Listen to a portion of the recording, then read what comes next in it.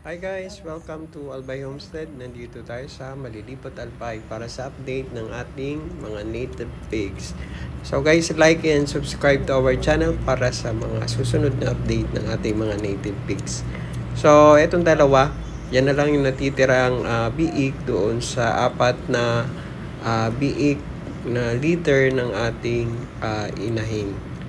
So, yung dalawa is sineperate na siya ng kulungan. Tapos itong dalawa, ito yung gumagala-gala dito sa ating kulungan. So, kumakain sila ng darak.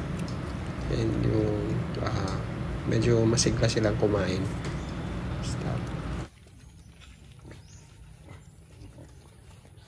Buta ba ang pagkain doon? Lechon na ini. So, yun guys. Facts lang ng ating mga native pigs. Yung mga native pigs ay medyo matitalino silang mga alaga. So, sinasabi ng ating mga researcher na mas matalino pa ito sa mga aso at sa mga pusa.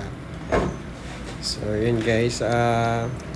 Hindi rin sila makapagtingala, hindi rin daw sila makatingin sa langit based dun sa mga facts and research. Dahil dun sa body configuration ng kanilang mga buto.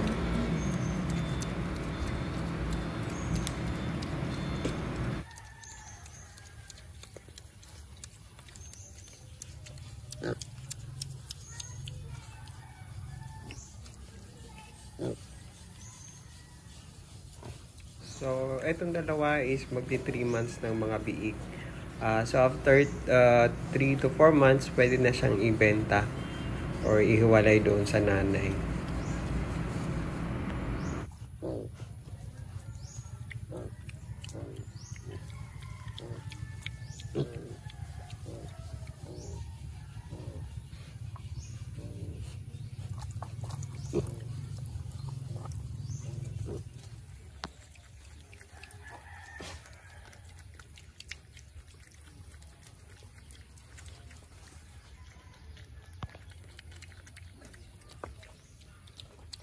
Iluluwas ko po tayo. Lawag ka sa mga. Pwede nga ito. Pwede ba ang gawin? Dahil sa natin. Ginawin ko. Ibigatan ko pa sa luwa.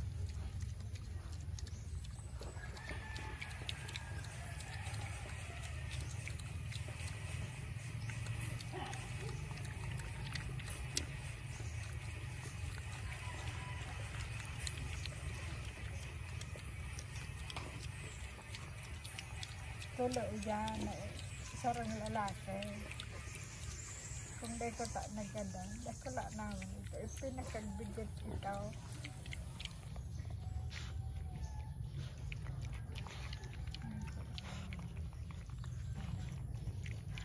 So, ito ang kinakain nila, darak.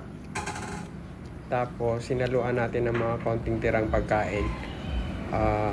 And ito, Madre Agua.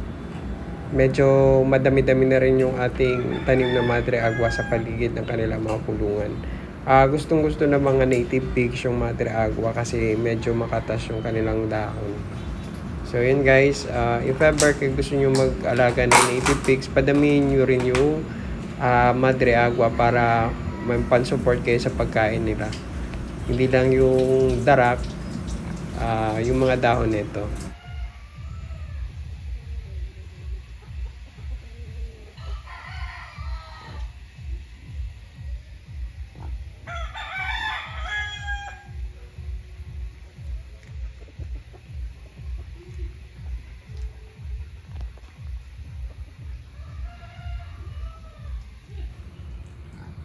So, eto, buntis ulit na ating inahin.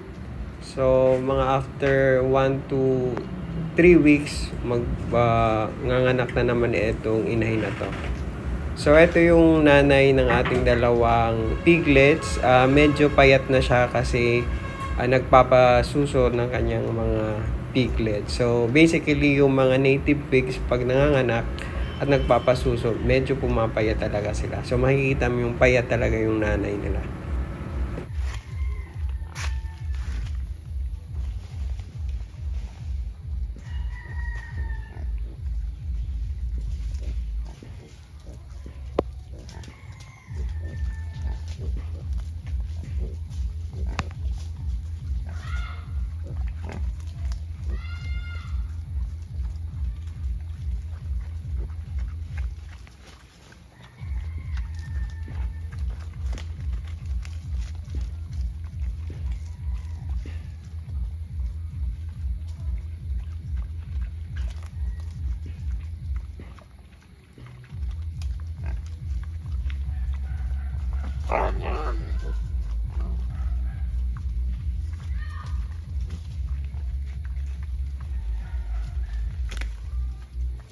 So, yung mga native pigs natin, gumagala-gala lang sa kulungan. So, kung gusto mo silang pakainin, kailangan meron kang drum na pupukpukin para marinig nila. Pag narinig na nila yung tunog na yon, pupunta sila doon sa area kung saan yung pinapakain.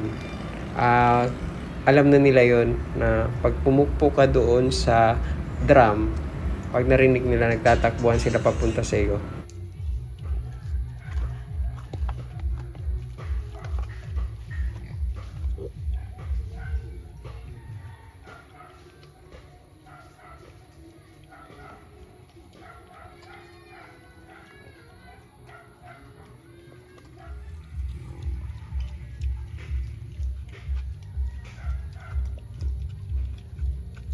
So guys, tignan nyo, payat talaga yung nanay ng dalawang biik. Kasi nga, inuubos ata ng nutrients na itong dalawang tong biik na to. So, after nyan, pag nahiwalay na yung dalawang biik, babalik sa katawan yung kanyang nanay.